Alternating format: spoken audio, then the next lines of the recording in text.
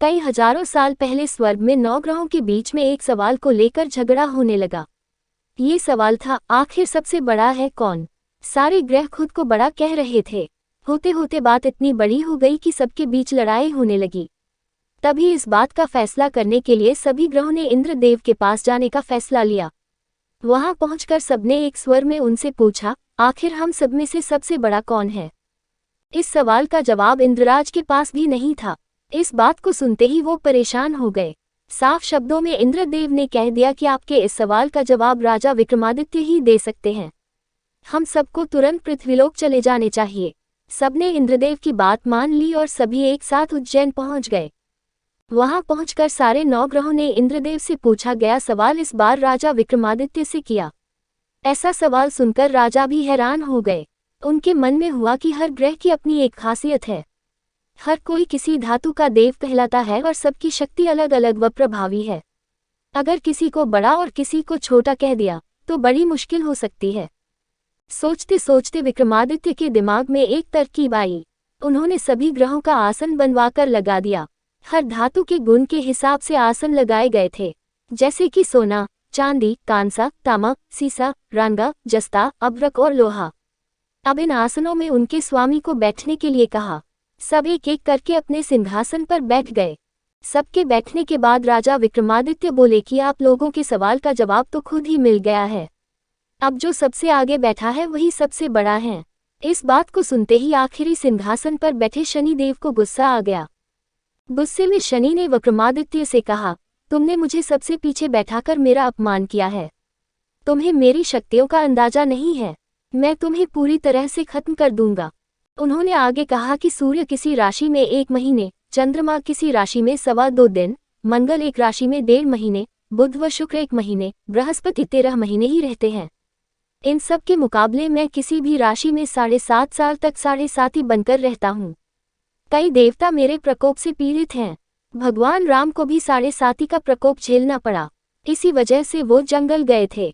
रावण भी 7.5 की वजह से लड़ाई में मारा गया था। अब तुम्हारी बारी है। तुम भी मेरे प्रकोप से बच नहीं पाओगे अब।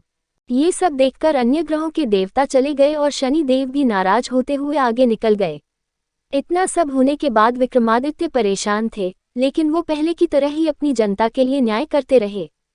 होते होते वो आनंद से अपना जीवन जीने लगे, पर शनि देव अपना अपमान बिल्कुल भी नहीं भूले थे। बदला लेने के मन से एक दिन शनि देव घोड़ा व्यापारी के रूप में उज्जैन पहुंचे। वहां पहुंचते ही उन्होंने खबर फैला दी कि उनके पास खूब तेज दौड़ने वाले घोड़े हैं।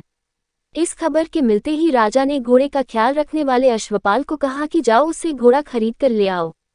वो गया और देखा कि घोड़े काफी कीमती हैं। फिर विक्रमादित्य खुद गए और एक ताकतवर घोड़ा पसंद कर लिया। उसके बाद घोड़े की गति को देखने के लिए विक्रमादित्य उस घोड़े पर सवार होने लगे। तभी घोड़ा हवा में तेजी से दौड़ा और राजा को जंगल ले जाकर छोड़ दिया। जंगल से राजा अपने नगर वापस आने का रास्ता ढूंढने लगे। उन्होंने कई घंटों तक रास्ता ढूंढा, लेकिन उन्हें रास्ता नहीं मिला और वो भूख प्यास से तड़पने लगे। कुछ ही देर में उन्हें एक चरवाहा दिखा। उससे राजा ने पानी मांगकर पी लिया और पानी के बदले में उसे अपनी सोने की अंगूठी दे दी। उसके बाद राजा रास्ता पूछते हुए एक नगर पहुंचे। वहां सामने ही राजा को एक सेठ की दुकान दिखी।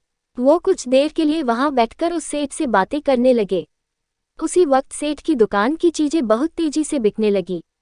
सेठ को लगा कि राजा उसके लिए भाग्यशाली है, इसलिए वो उन्हें अपने घर खाना खिलाने के लिए ले गया। घर पहुंचकर सेठ कुछ देर के लिए राजा को एक कमरे में छोड़कर बाहर गया। वहां राजा ने एक खूंटी पर हीरे का हार लटका हुआ देखा। तभी एक घंटी बजी और देखते ही देखते खूंटी ने उस हार को निगल लिया। ये सब देखने के बाद राजा बड़ा हैरान हुए। कुछ देर बाद सेठ वहां आया तो उसे वो हार नहीं दिखा।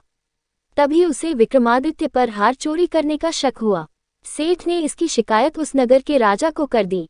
सैनिक विक्रमादित्य को जंजीर में जकड़कर उस राज्य के राजा के पास लेकर गए। राजा ने विक्रमादित्य से पूछा, वो हार कहाँ है? उन्होंने जवाब दिया, उसे वहां की खूंटी निगल गई जिसमें वो हार टंगा हुआ था। इस बात को सुनते ही राजा गुस्से से लाल हो गए। राजा जवाब से संतुष्ट नहीं थे, इसलिए विक्रमादित्य को हीरे के हार का चोर घोषित करते हुए हाथ पांव काटने की सजा सुना दी। सैनिकों ने राजा का आदेश मानते हुए विक्रमादित्य के हाथ पांव काटकर उसे सड़क पर यूं ही छोड़ दिया। सड़क पर इस तरह से पड़े हुए विक्रमादित्य को कई दिन हो गए थे। एक दिन तेली को उन पर दया आई और उन्हें अपने घर लेकर चला गया। उन्हें बैल हाँकने वाले कोल्हू की जगह काम दिया। अब विक्रमादित्य रोज बैलों को आवाज देकर उन्हें हाँकते थे। रोज बैलों को हाँकने का काम करने पर विक्रमादित्य को बदले में खाना मिलता था। इसी तरह होते होते 7.5 साल बीत गए। 7.5 साल बाद जब 7.5 खत्म हुई तो वर्षा ऋतु शुरू हो गई। विक्रमादित्य एक रात बादल और बारिश के राग वाला गाना जोर जोर से गा रहे थे। तभी उस नगर की राजकुमारी पास से ही गुजर रही थी। उसने वो गाना सुना और दासी को कहा कि पता लगाओ वो कौन है। दासी ने ठीक वैसा ही किया। वो कुछ देर बाद लौटकर आई और कहा कि वो एक राजा है जिसे हीरे का हार चुराने की सजा के रूप में अपंग कर दिया गया है। राजकुमारी को उसका बादल बारिश के राग वाला गाना खूब पसंद आया था, इसलिए उसने अपंग राजा से शादी करने का फैसला लिया। इस बारे में जब राजकुमारी ने अपने माँ बाप को बताया तो उन्होंने इस रिश्ते से इनकार कर दिया। विक्रमादित्य के संगीत पर मोहित उस राजकुमारी ने जिद पकड़ ली कि वो शादी करेगी तो विक्रमादित्य से ही, वरना वो अपने प्राण त्याग देगी। बेटी की जिद के आगे हारकर उन्होंने उसकी शादी विक्रमादित्य से करवा दी। शादी के बाद राजकुमारी भी विक्रमादित्य के साथ तेली के घर चली गई। विवाह की रात को ही विक्रमादित्य के सपने में शनिदेव आए और कहा कि अब तो तुम्हें मेरे प्रकोप का पता चल ही गया होगा। अपने दंड की सजा मैंने तुम्हें इस तरह से दी है। सपने में ही दुखी राजा ने शनिदेव से माफी मांगी और प्रार्थना करते हुए बोले, आपने मुझे जितना दुख दर्द दिया है उतनी किसी और को मत देना। विक्रमादित्य की प्रार्थना सुनकर शनिदेव को अच्छा लगा।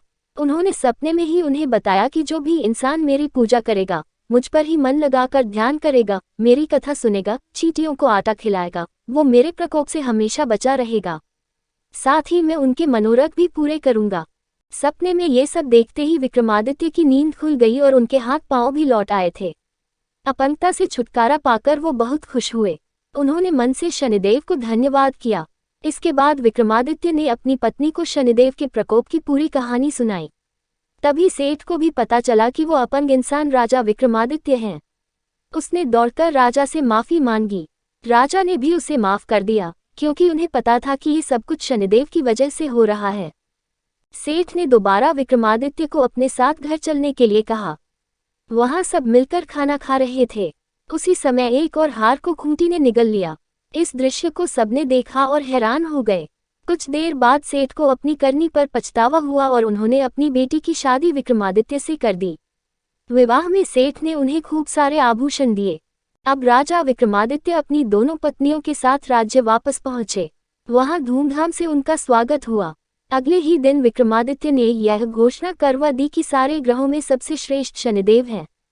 कहानी से सीख, किसी की भी ताकत को कम नहीं आंकना चाहिए।